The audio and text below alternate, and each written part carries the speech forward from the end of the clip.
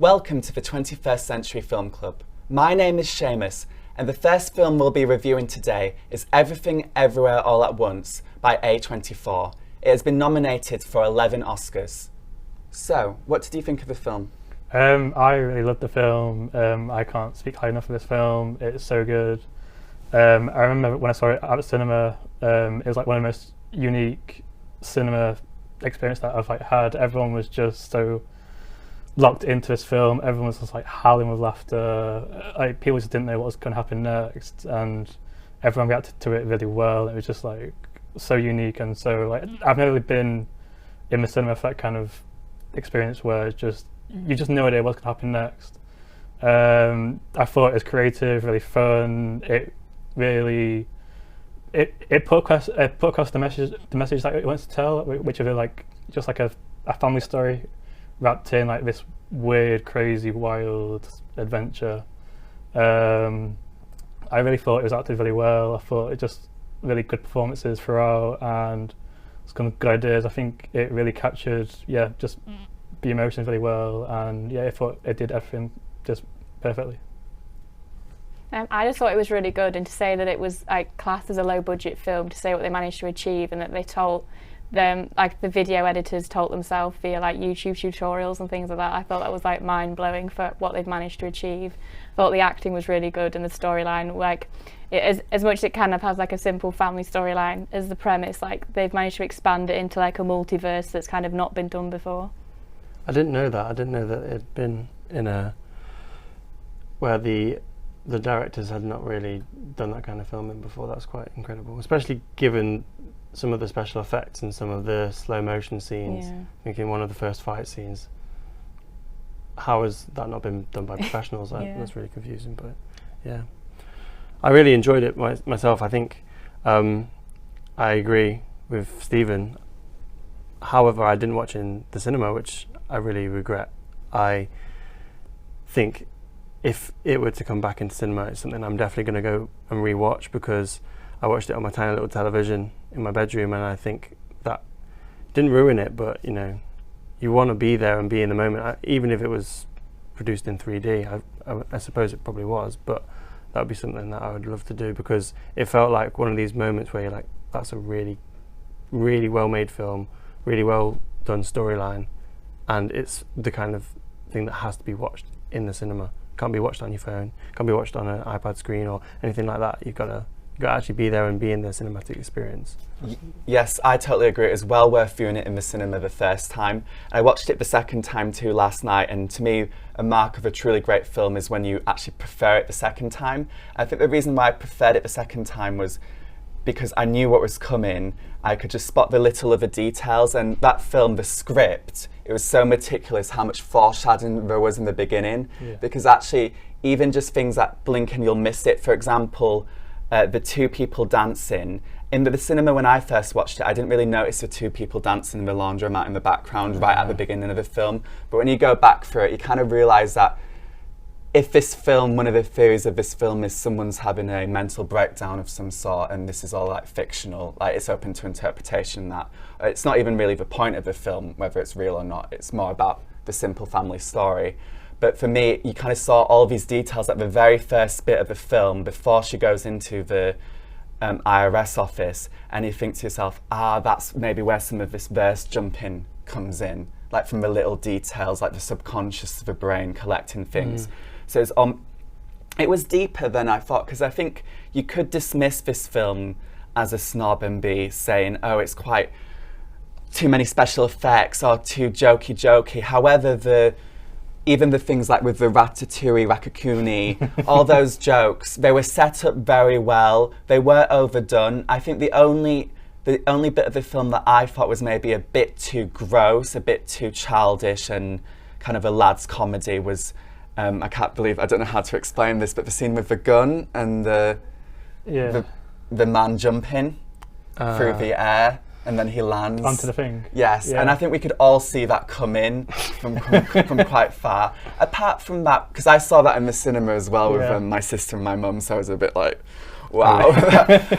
So in the cinema, maybe there's some downsides, if so. But I really think the script itself, it wasn't too much, because I was worried that I'd watch it the second time, I'd think, oh, it's not that smart. But I was like, in fact, I was like, it's even smarter than I thought, because they didn't overdo the references, but they kept continually going back and forth through the scripts, and you really had to pay attention, which is why I agree about the... I agree with you, because like, on the second time that I watched it over the weekend, I was spotting things in the first 15 minutes that obviously you wouldn't really notice the first time around, because why would you? But like, the first 15 minutes were like just the little part of a little like in the laundromat, like kind of connect later on, and I thought, oh, this is really well done and really clever the way they've done it. And yeah, I can't believe they've managed to just, you can tell they just managed to get all their ideas on the screen, and everything that they wanted is really it worked like perfectly, I thought.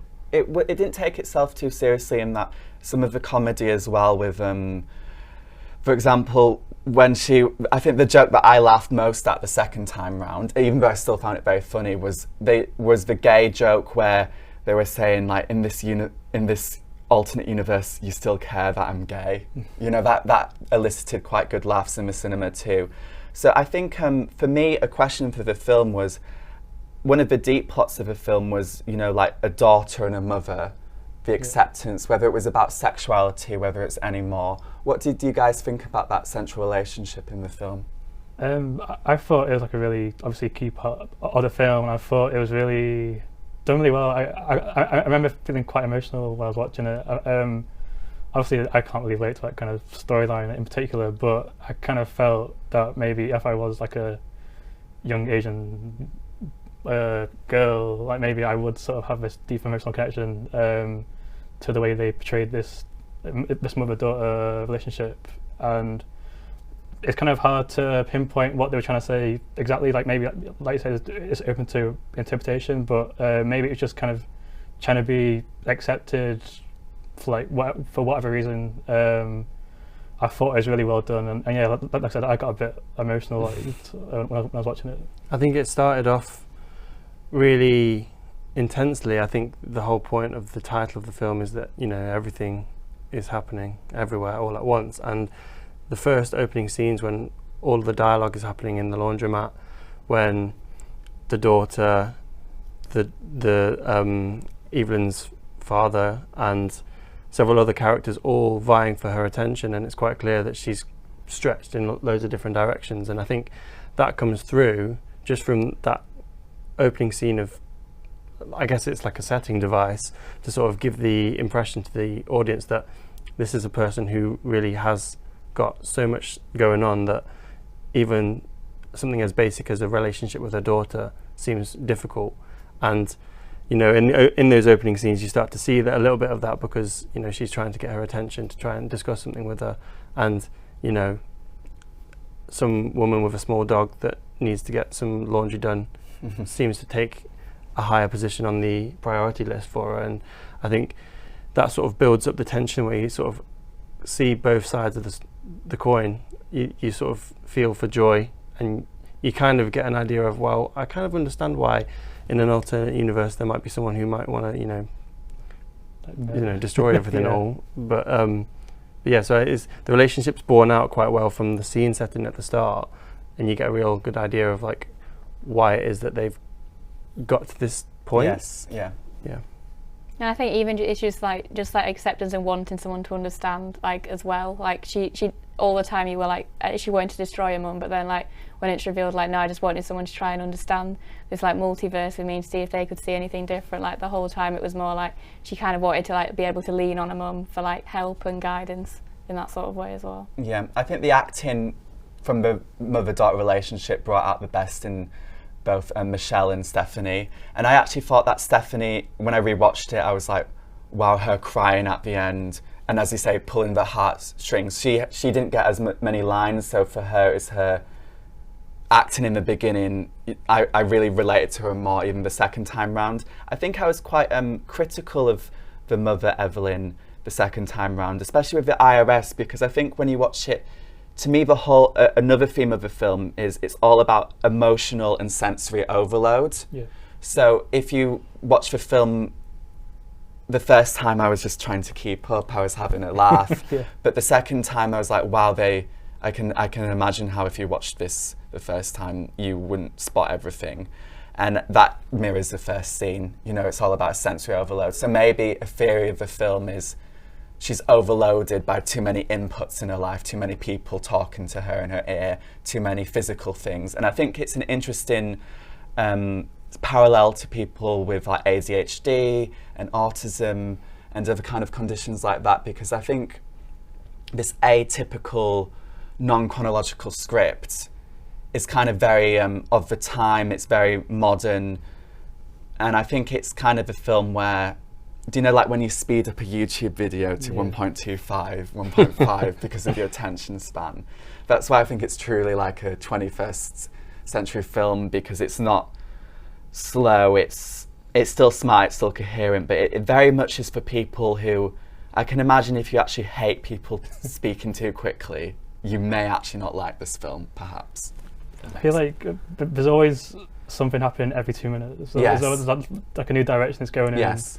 And I've got friends who sort of they struggle to watch things like long documentaries or like long films because they've not got that attention span just through how we are nowadays. But they said that they love this film just because it felt like there was just always something happening.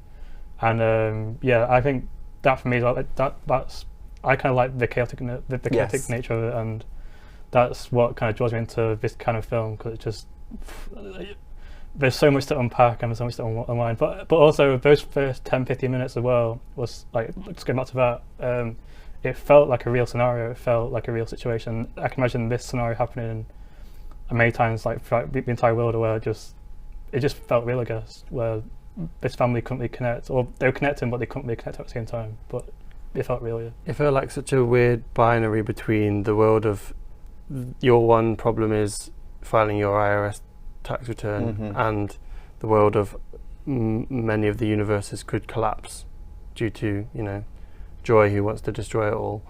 And for Evelyn, it seems a bit like, wow, why are you not listening to your parallel universe husband who's trying to tell you that you've got quite a bit of a thing that you need to worry about? And she's, you know, she's still present in the interview with Deirdre when she's about to get audited, or while she's being audited, sorry.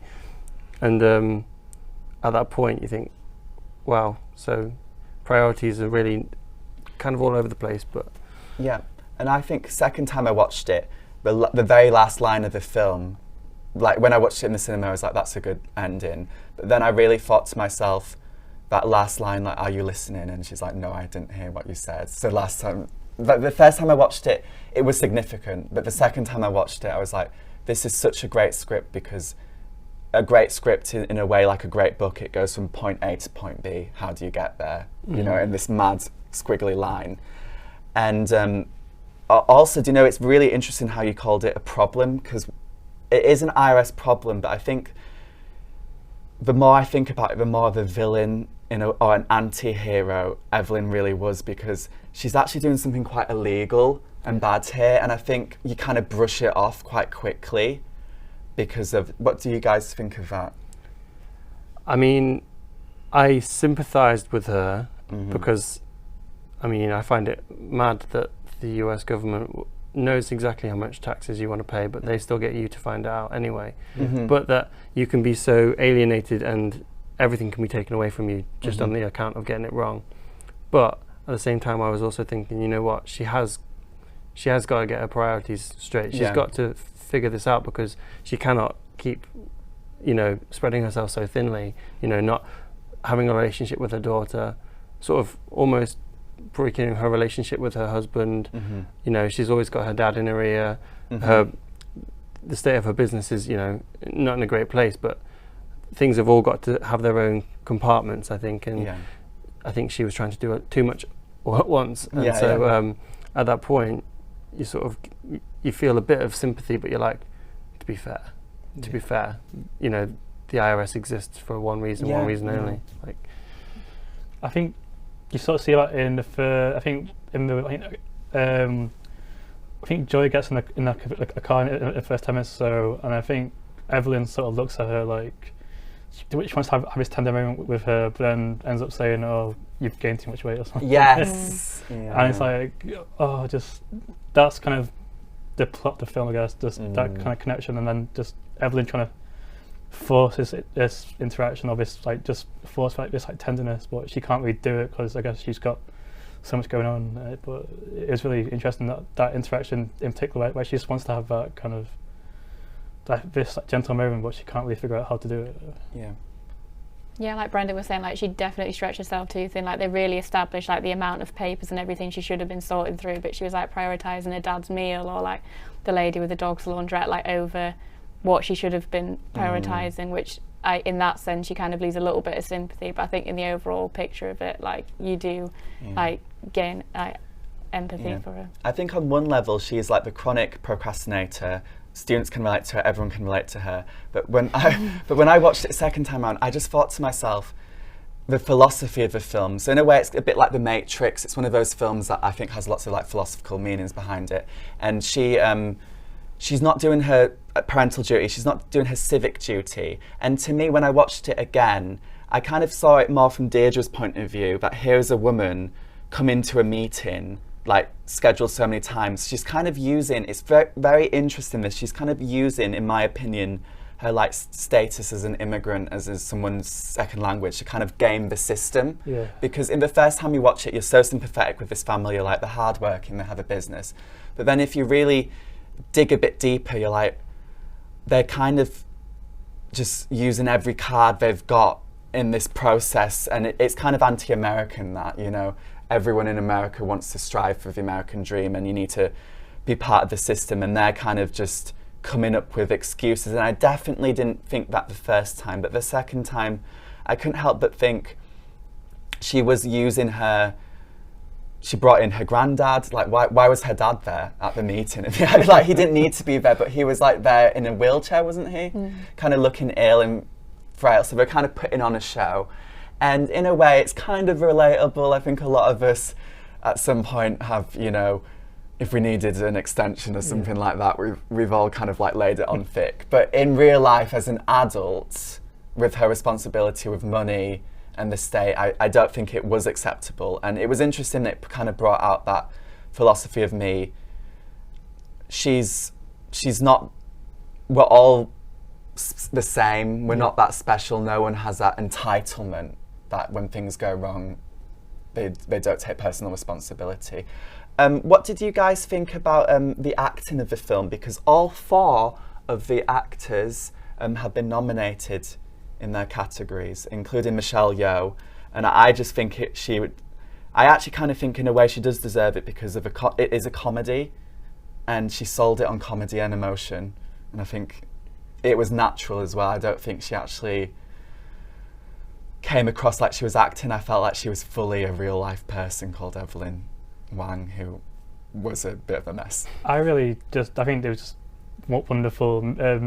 Michelle Yeoh, like you're saying, it's kind of wild how some of the stuff she had to do in this film was wild, and I wouldn't have expected her to do it, but at the same time she did it really well, and it felt natural, and it didn't feel like out of her depth or beneath her. It felt constantly like she was just playing this role so well. And the husband, Raymond, he's just a legendary actor. He was in Indiana Jones as a child actor and the Goonies as well, and it's really good to see him taking on these or getting these roles now, and hopefully like from now on like he starts getting roles like this, because like I know in interviews he said like he struggled to find like just normal roles because they sort of see him as a child actor. A bit typecast maybe, but typecast as a child, which is and often like racism and what sells, and people just assume that white people will sell more films, and you know like they'll bring out seats to the box office, and that's kind of like that's Hollywood really in a nutshell. That they assume that if an actor's openly out with their sexuality, that no one will want to see the superhero film or whatever type of film. You know. Well, you say that, but this is the highest grossing film that A24 have released. Yeah. So it's testament to the fact that it's so well made, and that people are talking about it and going, you know what, go and watch it. There might be some people won't watch things with subtitles, and I find that very ignorant, Mhm. but you know, it's not a lot of subtitles in it. No, really not. And if once you get past that, and it's something that you realise, okay, wow, this deserves all the accolades that it's currently, Yeah. you know, Yeah. got on. You said it was 11. Yes. Yeah, I think it was 11 Oscars that they've Yeah. been nominated for, and I think Yeah. that's It's wild. It's that's just crazy. crazy. Yeah.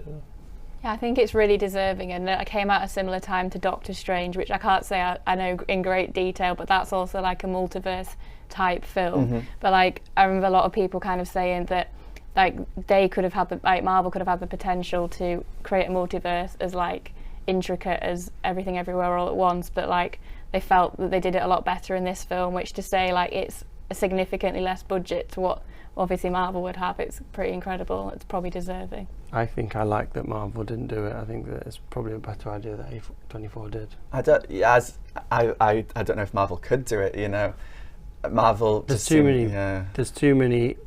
What's it called? Too many chefs spoil the Yeah, broth. I I think you've got to have a team that sort of is aligned on what they want from Yeah. their vision, and that shows through so much through the Yeah. script and through the shooting Mhm. that they had a vision. And the amount of callbacks that you've referenced before, where they actually go back to a part that you, Mhm. when you on second viewing, really notice. That's the kind of details that you go, wow, okay, like they've really put a lot of thought I into think it. it's a common misconception with films that if you make it too intricate, then people will get lost. I think it's the opposite. I think it forces you to pay attention.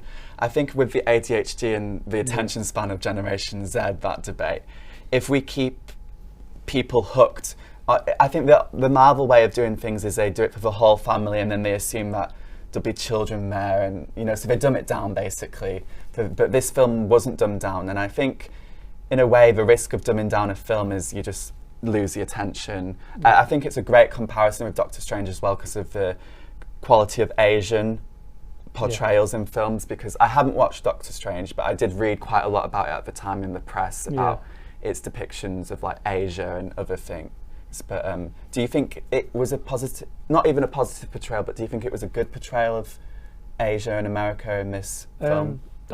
I mean, obviously, I can't relate because obviously I'm not Asian American, but I think it was a really good portrayal. I remember seeing comments saying like they really hit it right notes. But I feel like Marvel have done it with Shang-Chi. They've just really started with Shang-Chi to sort of go into that sort of culture. But I feel like this did it really better and did it really well. And I feel like it really captured what life is probably like for people on the lower end of the spectrum of the like working class trying to make their way into the world, trying to earn like the dollar, I guess. It's definitely more natural portrayal rather than like some like big like extravagant Asian family. It's more like this could be a normal family, like trying to kind of hit it home more. Because it's more believable. In the film, they broke the fourth wall quite a lot. They showed Crazy Rich Asians. You know, they showed Michelle Yeoh in like some like stock footage. They also had that very, very interesting climax where it was this on the screen, and I was watching it with my roommate, and he was like, "Is that it? Is that it? I can't believe it." And the film like this, and I was like, just smiling inside because I've already watched it. But he honestly thought they had just like had great balls just to end it like there, and she died. You know, like in the fight scene. Which was like a video game. They had a few references to that. But to me, I didn't like Crazy Rich Asians at all, and I kind of felt it was like pandering to too many people, and I wasn't that sure about its. I didn't know why it was so like beloved by so many people. But for me, this film, I guess again with the working class, that's what reminded me. Yeah.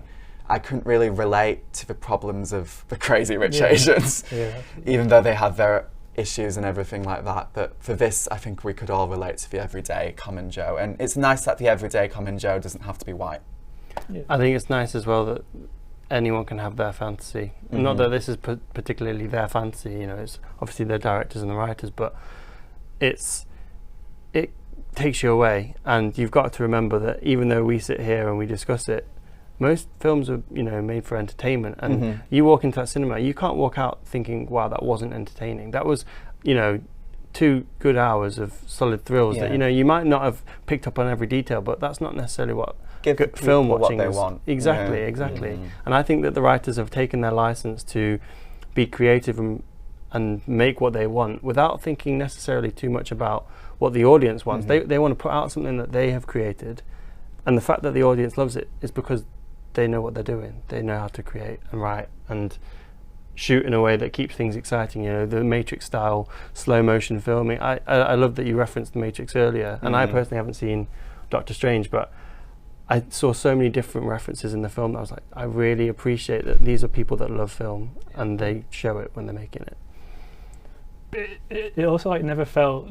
too novelty. I mean, it's hard to say like when they had like a hot dog finger kind of situation. Oh yes. But it, like even if they had that, it never felt novelty. Yes, I know what you mean. It wasn't gratuitous at all. I think for me, the film could have.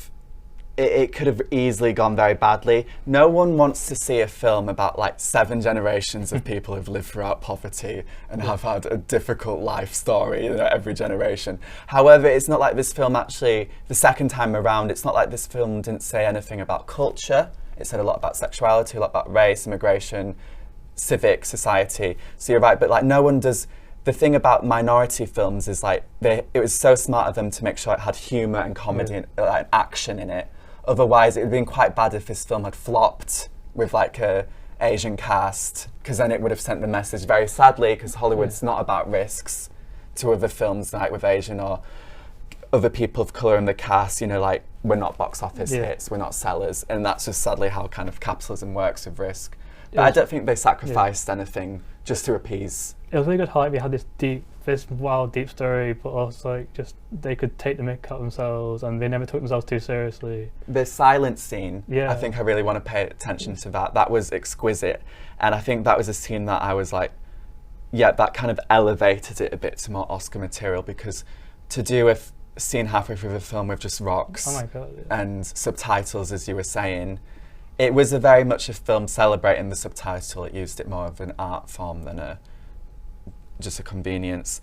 And the silent scene, I think it really was nice to have that moment of pause and reflection throughout the whole film, because it was like quite big. But it's maybe a return more to the screwball comedy side of the past, because in the olden days in old Hollywood, people went to the cinema for fun, for popcorn, and all the actors used to talk at a million miles an hour, like in the film we watched, His Girl Friday. So it's kind of a nice return to that. And I think if I had to say anything kind of just to wrap it up, is it's definitely a film that is like, let's take on Netflix, let's take on the TV. This is why this is a film, not a TV show. This is why you should go to the cinema, not at home. And really after COVID, the film industry, this film doesn't need the Oscars need this film. Absolutely. I really agree. And I think it puts, not that they weren't on the map before, but it makes you think, okay, the Daniels have got a lot of vision, potential. And the next time something that they create comes in the cinema, it will give you that extra bit of inspiration to go and watch it, because you know what they're capable of, and it's your doubt that stopped you the first time. Why not go again, but for the next one? Absolutely. Thank you so much for watching. Thank you.